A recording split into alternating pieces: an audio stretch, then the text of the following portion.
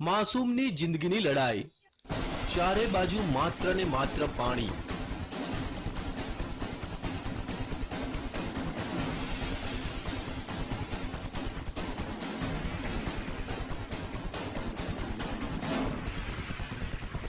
પાણીના ધમધસતા પ્રવાહ વચ્ચે ફસાઈ એક માસૂમની જિંદગી।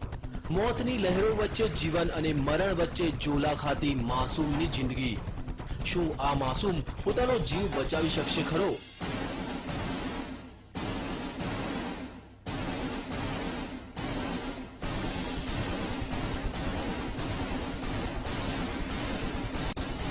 માસૂમ મોતને આપી શકશે માત?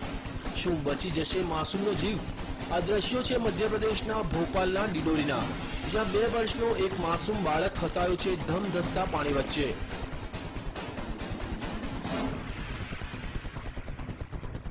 આ બાળક રમતો રમતો આ નદીમાં પહોંચી ગયો અને અચાનક પાણીનો પ્રવાહ વધી જતા તે અટવાઈ પડ્યો।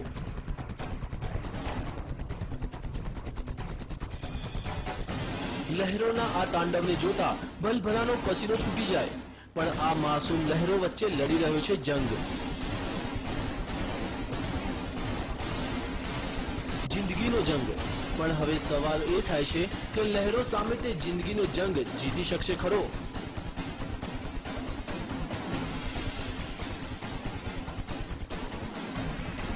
તેને કોઈ પણ ભોગે પોતાનો જીવ બચાવવો છે। તેને નદીના પ્રવાહની કોઈ પરવાહ નથી। તે તો તોફાની લહેરોને આપી રહ્યો છે ટક્કર।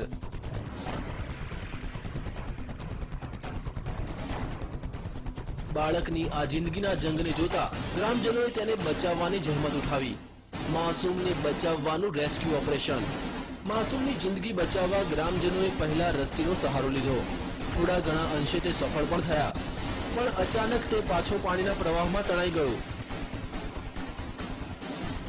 આ વખતે તો લાગ્યું કે માસૂમ તેની જિંદગીથી હાથ ધોઈ બેસશે।